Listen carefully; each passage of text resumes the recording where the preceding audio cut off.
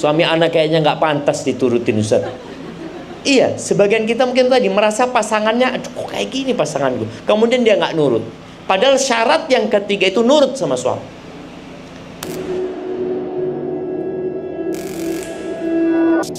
Bismillahirrahmanirrahim. Ana yakin semuanya ingin masuk surga. Bahkan orang-orang yang tidak beriman pun ingin masuk surga. Tapi ternyata surga Allah itu mahal. Mahal sekali. Ingat dengan cerita istrinya Fir'aun. Siapa yang hafal doa istrinya Fir'aun? Ya, ibu-ibu rahimakunallah. Banyak di antara kita ketika hidup itu menyalahkan pasangan. Ketika kita akan bicara nih bagaimana wanita tuh bisa masuk surga. Yang nanti kita mungkin akan fokus bagaimana dia menjadi seorang istri, bagaimana dia menjadi seorang ibu ya. Banyak di antara kita yang mengatakan ini masalahnya di suami Ustaz, ini masalahnya di lingkungan. Ibu-ibu tahu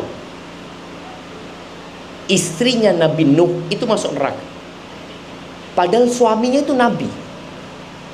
Bahkan nabi yang masuk ulul azmi minar rusul. Tapi istrinya di neraka. Istrinya Nabi Lut. Bayangkan itu nabi, istrinya nabi, tapi ternyata masuk neraka. Nggak ada jaminan ketika pasangan hidupnya soleh dia pun akan masuk surga. Nggak ada. Dan juga bukan jaminan kalau suaminya nggak benar dia masuk neraka. Istrinya Fir'aun, bayangin, Fir'aun itu ngaku Tuhan, tapi istrinya masuk surga Allah Azza wa Jalla. Bahkan Allah jadikan percontohan dalam Al-Quranul Azim. Allah mengatakan, وَضَرَبَ اللَّهُ مَثَلًا لِلَّذِينَ آمَنُوا امْرَأَةَ فِرْعَوْنَ di surat At-Tahrim ya. Allah jadikan permisalan buat orang-orang yang beriman, istrinya Fir'aun. إِذْ قَالَتْ رَبِّ ابْنِ لِي عِنْدَكَ بَيْتًا فِي الْجَنَّةِ ketika dia mengatakan, wahai Tuhanku, wahai Rabbku, bangunkan buat aku di sisimu rumah di surga. Dia minta dibangunkan rumah di sisi Allah Azza wa Jalla. Wa najjini min Fir'aun. Ya, dia tahu suaminya zalim, maka dia perlu minta pertolongan. Kepada siapa minta pertolongan? Kepada Allah Azza wa Jalla. Selamatkan aku dari kelakuan orang-orang zalim ini.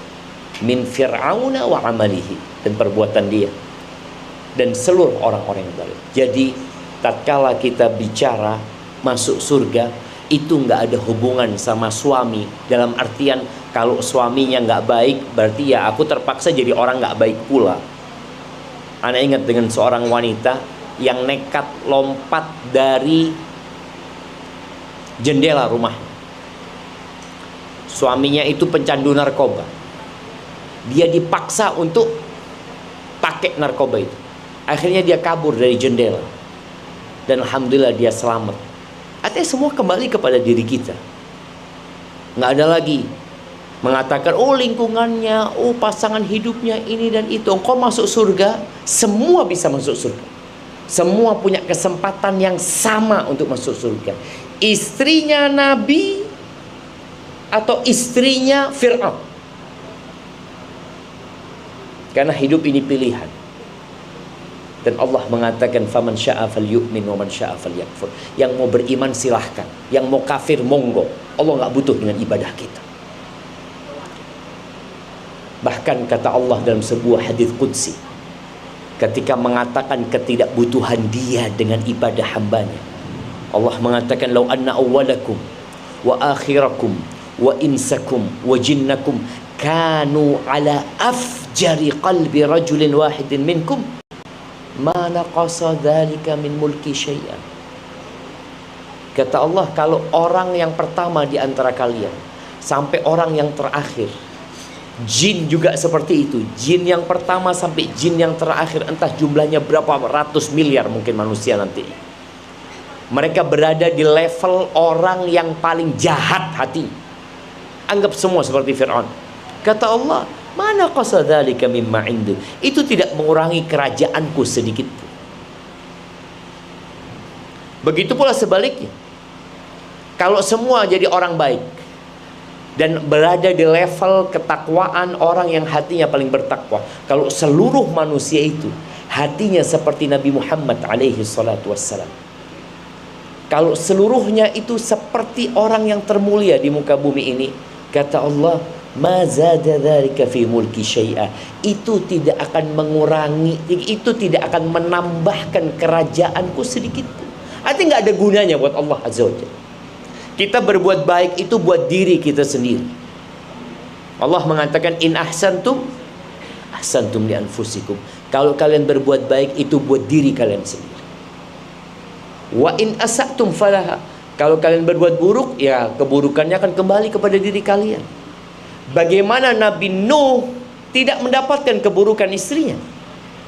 Bagaimana Nabi Lut punya istri yang berkhianat, beliau juga nggak terganggu dengan pengkhianatan istrinya.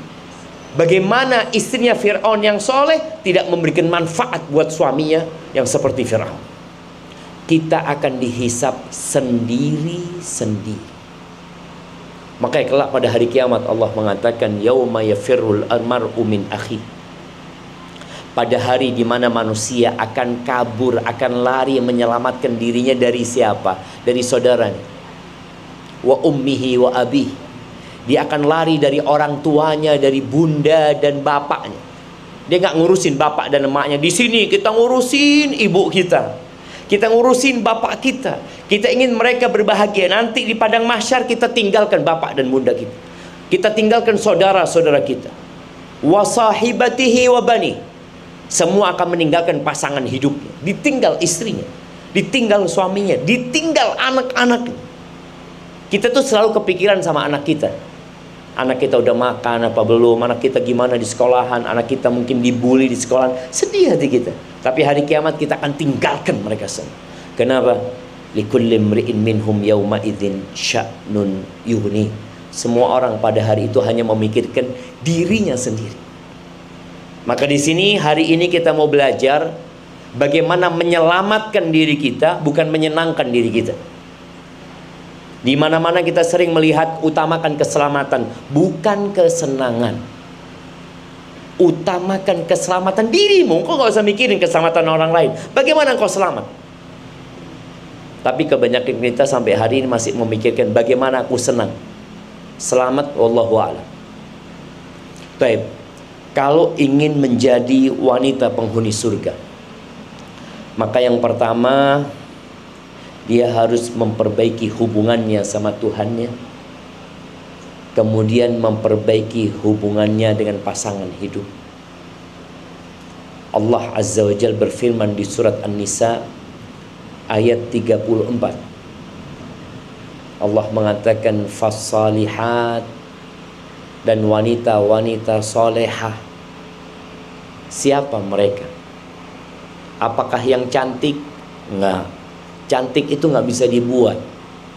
Orang lahir ya udah kayak gitu. Maka kita lihat orang-orang ini berbeda-beda. Kalau ternyata wanita penghuni surga itu harus cantik, gimana dengan yang tidak cantik? Gimana dengan yang kurang cantik? Ternyata itu tidak menjadi sifat penghuni surga. Yang pertama, wanita-wanita solehat adalah yang qanitat, yang patuh sama Allah Azza wa Jalla, menjaga hubungan dia sama Allah Azza wa Jalla. Kemudian yang kedua, berkaitan dengan suaminya. Hafizatun lil ghaibi bima hafizallah. Wanita-wanita ini menjaga hak suaminya, khususnya ketika suami tidak di rumah. Ingat, kalau suami di rumah mah biasa. Gimana wanita ini suaminya nggak ada, dia tetap menjaga hak suami. Ada seorang anak yang mengeluhkan emaknya. Mudah-mudahan emaknya nggak ada di sini. Dia mengatakan, Ustadz, kalau abah lagi di rumah, ya Allah makan enak, makan siang enak, makan malam enak, pokoknya rumah bersih, semuanya enak. Kalau abah lagi nggak di rumah, ya sudah, makannya biasa-biasa aja. Ada istri-istri yang modelnya kayak gitu. Nanti kalau ditegur sama suami, oh aku ingin hidup demi dirimu, gitu, seperti itu. Itu anak-anaknya nggak diurusin. Maka wanita yang solehat itu, yang dia bagaimana menjaga hak suaminya ketika suaminya tidak di rumah. Dan sekarang banyak terjadi perceraian gara-gara handphone.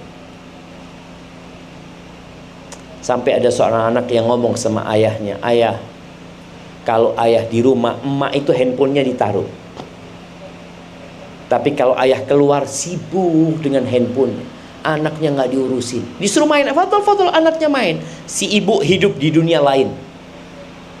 Suaminya datang langsung lompat, handphonenya ditaruh. Sampai anak itu memperhatikan emaknya kayak gitu. Dia heran, kenapa emakku kayak gini? Ada wanita-wanita yang tidak amanah. Sedangkan Allah sebutkan di sini, dia menjaga hak-hak suaminya dalam kondisi ketika suaminya tidak ada di rumah. Rasul sallallahu alaihi wasallam mengatakan, jadi kalau bicara masuk surga sebenarnya buat para wanita itu jauh lebih mudah buat laki-laki. Perempuan tuh nggak perlu Jumatan ke masjid. Perempuan tuh nggak perlu sholat berjamaah 5 waktu di masjid. Perempuan itu nggak harus memberikan nafkah ke suaminya, nggak ada. Memberikan nafkah kepada anaknya, nggak. Perempuan itu nggak berjihad di jalan Allah Azza wa Jalla, nggak. Kata Nabi SAW, idza shallatil mar'atu khamsaha. Kalau wanita itu sholat yang 5 waktu, tolong sholat yang 5 waktu ini dijaga. Nggak perlu qobliyah ba'diyah, nggak. Cukup 5 waktu. Nggak perlu sholat malam, nggak perlu sholat duha, nggak. Mau tafadhol. Tapi kalau wanita mencukupkan diri dengan sholat yang 5 waktu, wasamat syahraha, dan dia puasa di bulan Ramadan saja, nggak ada Senin Kemis wala puasa Daud, bas puasa Ramadan aja. Yang ketiga, wa ata'at zaujaha, dia taat sama suaminya, nurut sama suami. Mudah nggak nurut sama suami, ibu-ibu? Ibu, nurut sama suami itu mudah apa berat? Berat kayaknya. Kalau sholat 5 waktu bisa, puasa Ramadan, kalau nurut ya Allah Zat. Yang keempat, wahassanat farjaha, dan dia menjaga kemaluannya, menjaga kehormatan dirinya. Apa yang akan dikatakan kepada wanita ini? Qila laha udkhulil jannah, silahkan engkau masuk surga. Min ayyi abwabil jannati syi'ti, dari pintu surga yang mana aja. Nih perempuan nggak ahli puasa. Kita tahu di surga itu ada pintu namanya pintu Ar-Rayyan. Untuk siapa? Untuk yang rajin puasa sunnah. Nih perempuan nggak pernah puasa sunnah, tapi karena dia itu taat sama suaminya, menjaga kehormatan dirinya, boleh dia masuk dari pintu Rayyan. Ada pintu jihad yang dimasuki oleh orang-orang yang berjihad. Ini perempuan gak ikut perang, tapi boleh dia masuk. Yang aku mau masuk dari pintu ini, tafadhol, dipersilahkan. 4 perkara ini sebenarnya ringan, tapi berat. Seperti sholat yang 5 waktu. Wanita itu kadangkala datang bulan, ada liburnya. Kadangkala dia itu kalau liburnya panjang, mau mulai sholat lagi berat. Kita masih ingat dulu biasanya perempuan-perempuan kalau ditanya, kok nggak sholat? Oh lagi datang bulan. Siapa yang tahu dia datang bulan atau tidak? Siapa yang tahu? Nggak ada yang tahu. Ya cuma dia yang tahu. Tanya sholat, lagi datang bulan. Puasa nggak puasa, lagi datang bulan. Artinya dia dengan mudah meninggalkan ibadah itu tanpa orang curiga kalau dia bohong. Maka di sini dituntut amanah dan kejujuran diri dia. Memang orang nggak tahu bahwa saya perempuan ini meninggalkan sholat, nggak ada yang tahu. Tapi Allah tahu. Kemudian perempuan ini kalau sholat memang nggak perlu diqadha, yang ditinggalkan karena datang bulannya. Kecuali sholat yang bisa dijamak ya. Para ulama menyebutkan kalau perempuan ini datang bulannya waktu zuhur, mamai jam 2 siang datang bulan, dia belum sholat zuhur, apakah dia harus mengganti sholat zuhurnya nanti? Ya, menurut pendapat jumhur ulama dia harus ganti sholat zuhur yang dia tinggalkan. Nah, sholat nggak harus dia qadha. 7 hari dia nggak sholat nggak harus diganti, tapi puasa harus diganti. Dan buat emak-emak ya, tolong diingat, dulu pada waktu SMP, emak-emak ini dulu baliknya umur berapa kira-kira? Ada yang 12, ada yang 13 ya. Itu sudah mulai wajib puasanya. Terkadang mereka dulu puasa Ramadan tapi nggak pernah bayar utang. SMP nggak bayar, SMA nggak bayar utang, kuliah nggak bayar, tapi dia puasa Ramadan. Utangnya nggak pernah dia bayar. Tolong dilunasin. Dilunasin. Oh, anak sudah taubat Ustaz. Iya, itu utang dibayar. Sebagaimana kalau kita pernah makan waktu SMA di warung nggak bayar, itu utang. Oh, aku sudah bertobat kepada Allah. Iya, di antara syarat tobat yang ada hubungan dengan manusia, engkau lunasin utang. Anak udah lupa, anak nggak tahu di mana. Cari engkau. Kalau engkau nggak cari sekarang, dia akan cari engkau di padang mahsyar. Dicari dirimu. Mungkin kau berpikir, anak cuma makan pisang goreng 1 Ustaz waktu itu, bayar 2 makan 3. Kadang-kala terjadi. Itu harus dilunasin. Maka tolong buat para wanita, jaga yang 5 hal. Hubungan sama Allah dijaga, hubungan sama suaminya dijaga. Kemudian yang kedua, wanita yang termasuk penghuni surga ini yang selalu berhati-hati dari setan. Ingat, perempuan itu mudah minta cerai. Ya ibu-ibu, sakit hati dikit, ayolah dah, pulangkan aku ke rumah orang tuanya. Nah, dan kita tahu setan itu, kata Nabi SAW, inna iblis itu meletakkan singgasananya di atas air, dikatakan di lautan sana. Kemudian dia mengirim bala tentaranya. Fa'adnahum minhu manzilatan a'dhamuhum fitnah. Yang paling dekat nanti kedudukannya, jabatannya sama iblis itu, yang paling dahsyat godaannya kepada manusia. Yaji'u ahaduhum, kata Nabi SAW, salah satu di antara tentara iblis datang. Dia laporan, aku menggodai fulan dan fulan sampai melakukan ini dan itu. Kata iblis, enggak, engkau belum menggoda dia. Lalu datang seorang di antara mereka, ma taraktuhu hatta farraqtu bainahu wa baina imra'ati. Aku tidak meninggalkan orang itu sampai aku pisahkan dia dari pasangannya. Cerai.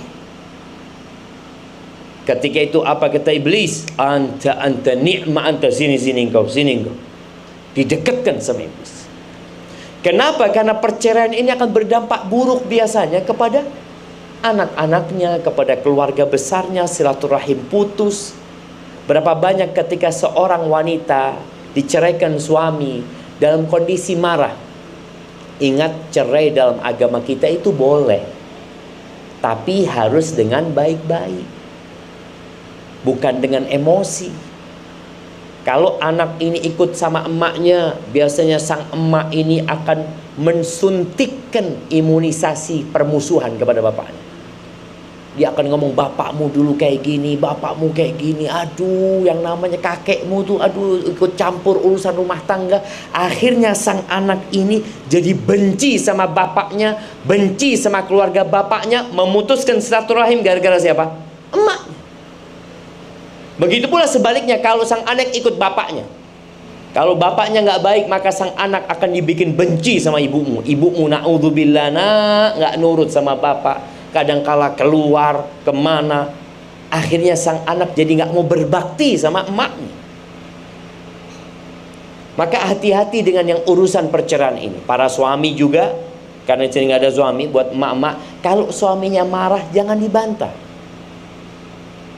Jangan. Kadangkala suami marah, istri malah nantang suami, ya udah kalau gitu ceraikan aku. Iblis datang, ceraikan aku. Loh, namanya suami marah, oh engkau minta cerai, engkau pikir aku butuh sama engkau. Sana sudah, engkau pulang ke rumah orang tua, kita cerai. Maka jangan pernah ketika emosi itu suami disiramin bensin, terbakar jadi. Maka ingat, dan kita tahu perempuan mana saja yang menggugat cerai suaminya tanpa alasan yang sesuai dengan syariat, dia nggak akan mencium bau surga. Maka jangan bermudah-mudahan. Suami anak kayaknya nggak pantas diturutin, Ustaz. Iya, sebagian kita mungkin tadi merasa pasangannya, aduh kok kayak gini pasanganku, kemudian dia nggak nurut. Padahal syarat yang ketiga itu nurut sama suami.